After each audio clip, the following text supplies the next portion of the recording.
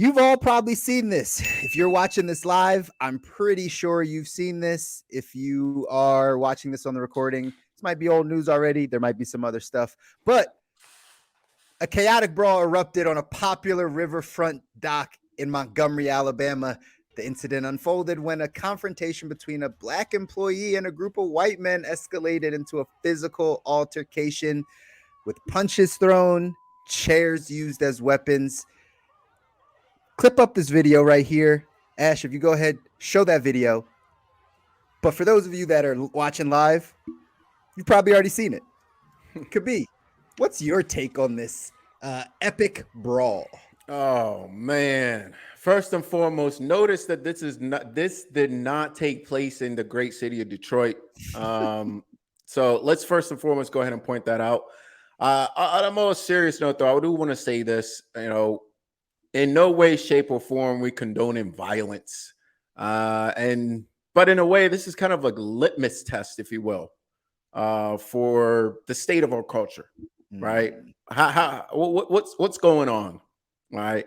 I think there's a lot of bottled up still tension, if you will, and dare I say a little bit of racial tension, still in America, and the fact that people are whatever side of this that you fall on are kind of like celebrating it, or it's being played up. Speaks to a lot of things. People love to watch violence first and foremost. Secondly, people love to get into othering, right? So pick a team, right? You're invested, and it's interesting, man. It also kind of reminded me of the Allen Iverson bowling alley controversy, if you remember that back in the day. Particularly because I think there was a chair thrown in that one as well. But that dude swimming across the water was hilarious. I'll just put that out there. That was hilarious. That was the commentary was hilarious. The creativity of people remaking this video was hilarious. So, obviously be serious in the sense of like, don't condone violence or any of that nature, but the whole cultural thing around it was hilarious. And maybe we can take that angle and tell a couple of jokes and laugh it off and keep things on a less serious level.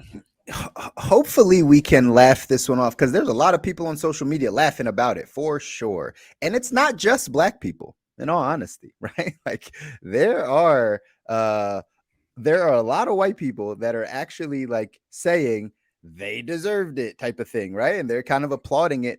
And I think I saw one piece of commentary on it that said like, it's because the story never ends that way, right? Like the story never ends that way typically. Like we've, recent history at least, like we can't really think of times where this actually happened, where there were some forms of racism happening.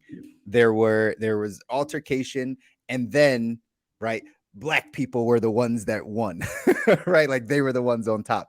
And again, we're not condoning violence, right? I just hear someone in the comments right now, right? Just on some, no, this is what's wrong with America's because blah, blah, blah, right? Like at the end of the day, it might be, it might be, in all honesty, right? Like this might be it, but we're going to talk about it just because we haven't seen this before. And it was very entertaining to watch. Yes.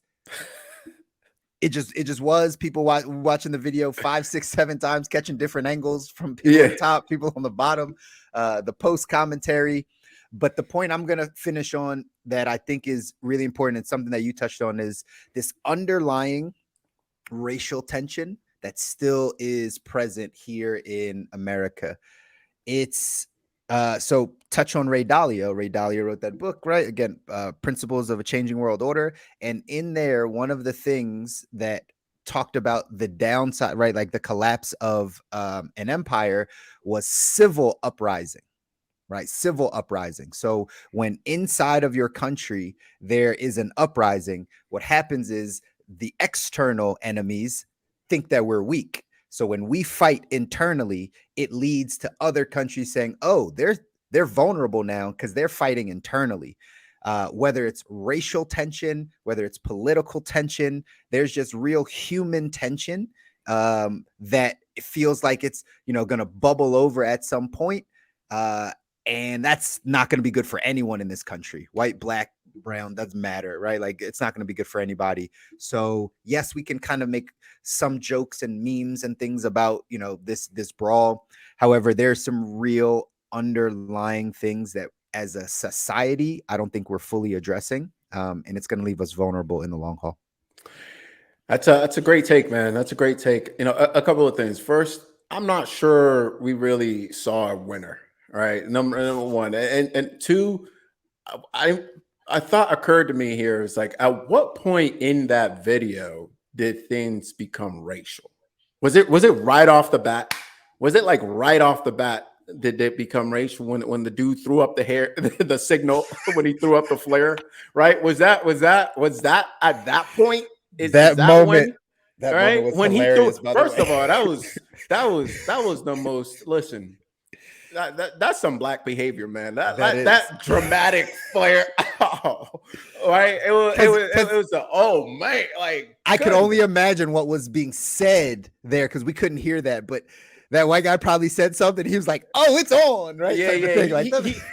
He went from, "Sir, can you please move the here?" Oh hell no! He went, "Oh hell no!" That real quick, you know what I mean? And you know, I respect it, man. Like at some point, you got to protect yourself. Like there's like 2-3 dudes. I don't know what he's.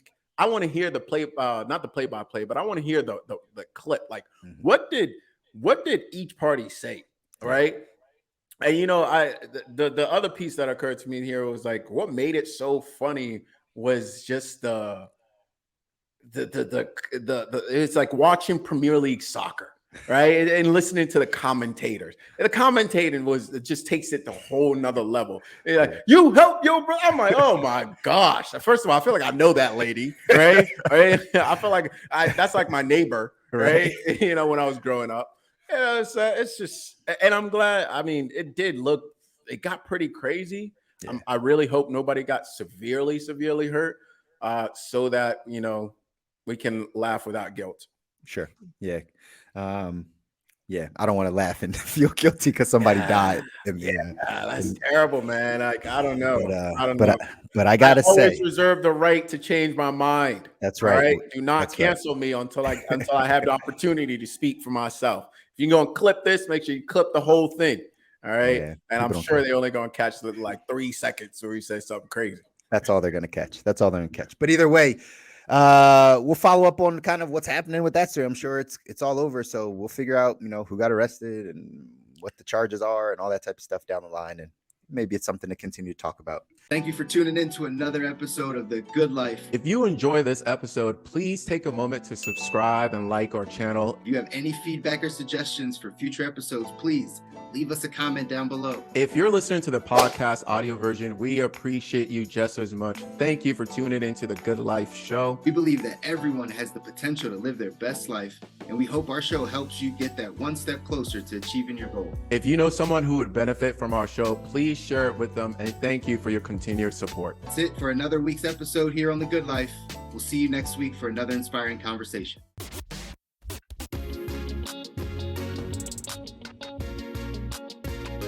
Welcome to The Good Life.